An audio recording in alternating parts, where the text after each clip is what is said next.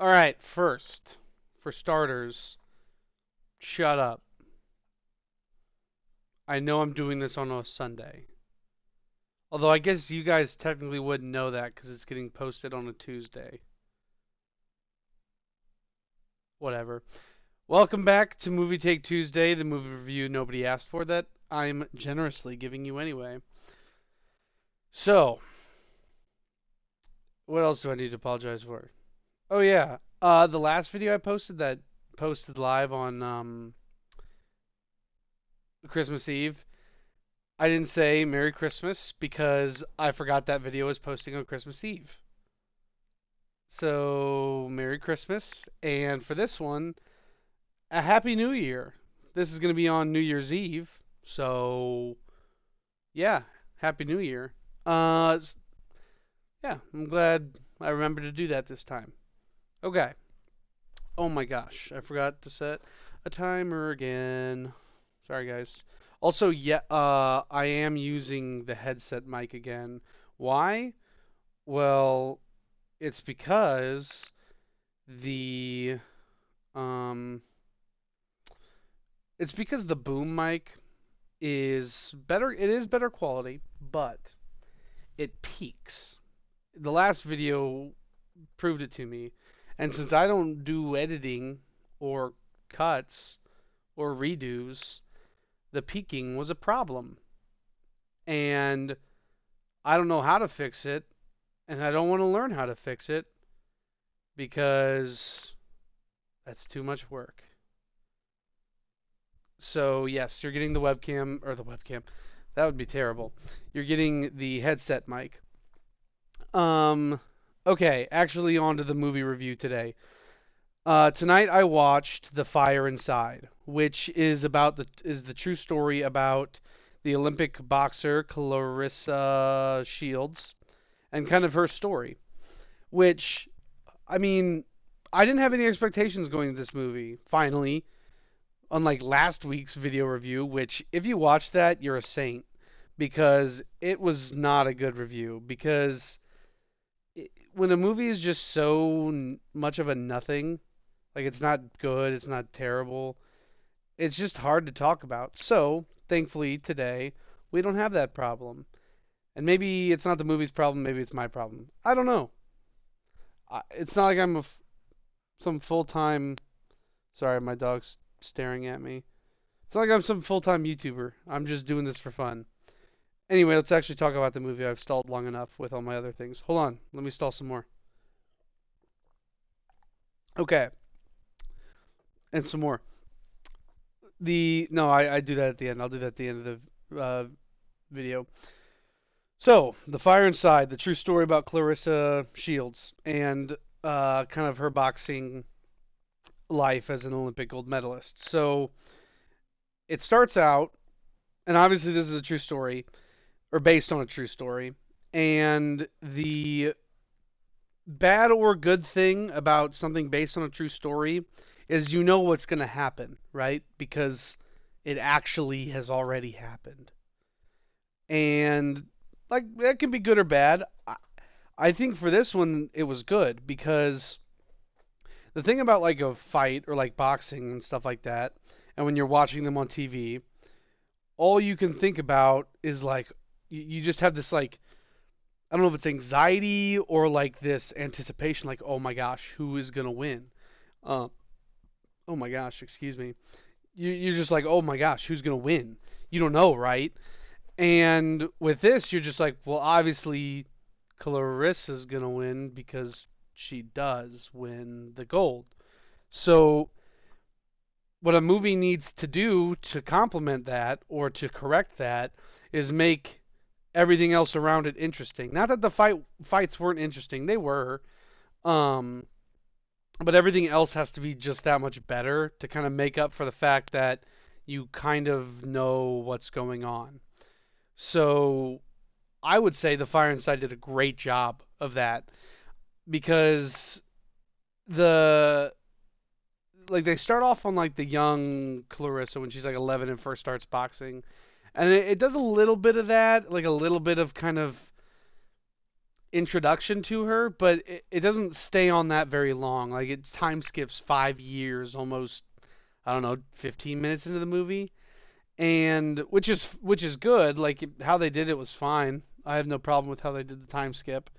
Um, and then it kind of just the story kind of builds from there. Like you start from the 16 years old, and it's kind of a slow progression into like 17. I don't know if she turned 18 at any point in the movie, but whatever. So the pacing, by the way, was great on this movie. I really enjoyed just how I gotta move this because I have my OBS camera like set up right on this screen, and I just keep looking at myself, and it's weird. Okay, pacing was great. I never felt like things were rushed. I never felt like things were slow. I think it jumped between each scene and and told the story how it was supposed to be told, I feel like. Which it was a story that needed to be told.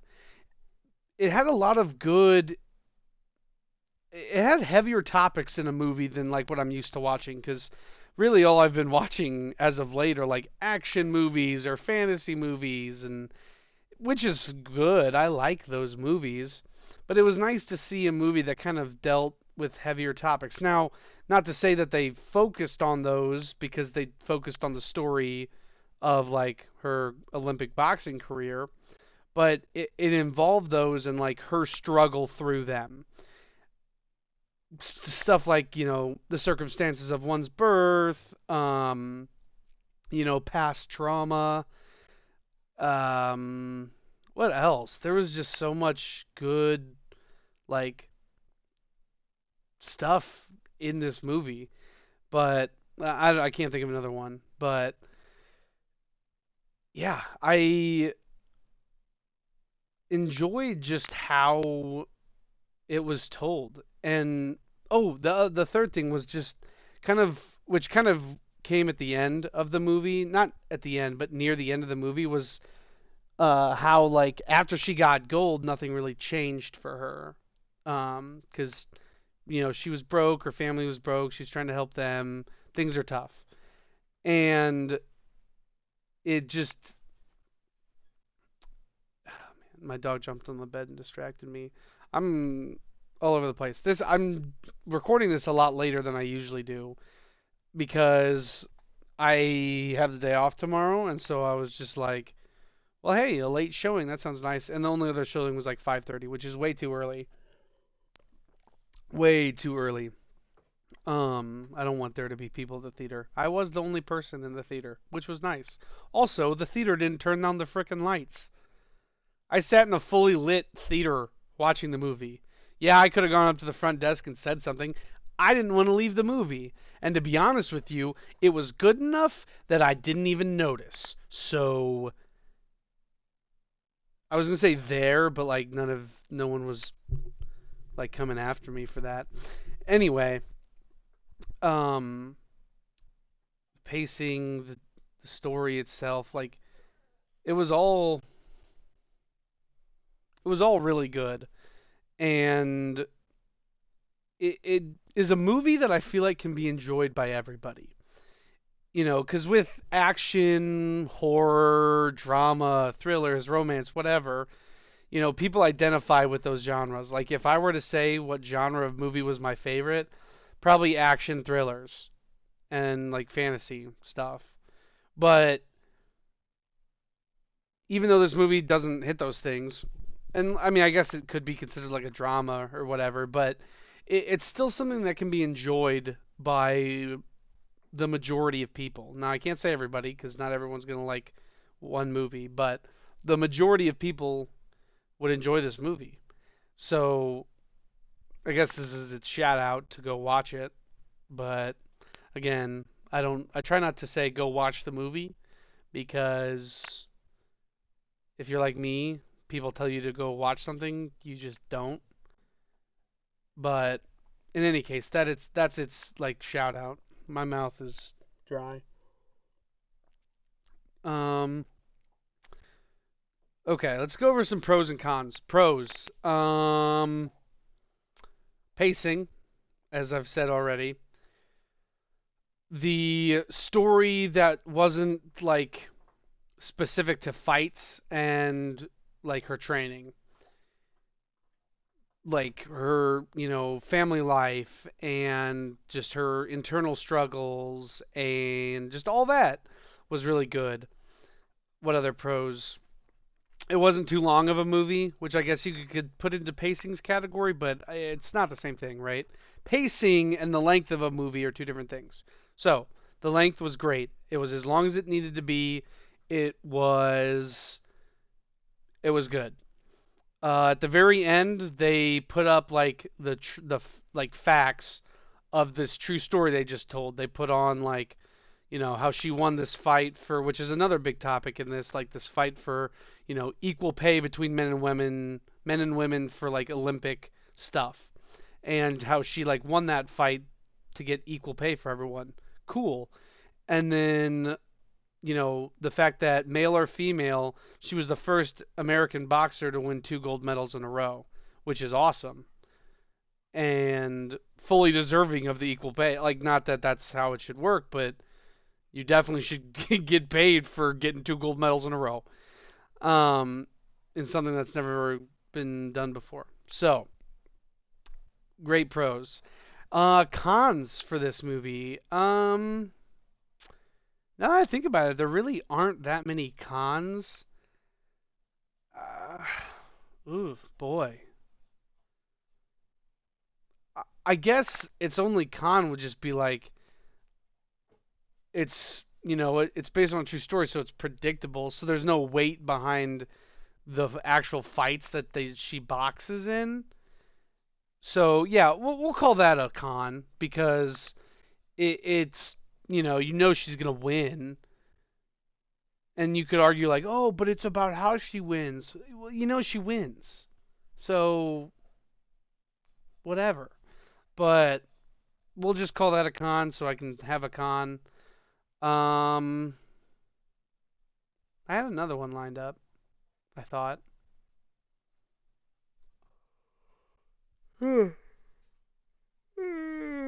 Oh my goodness. Oh yeah, here's a con.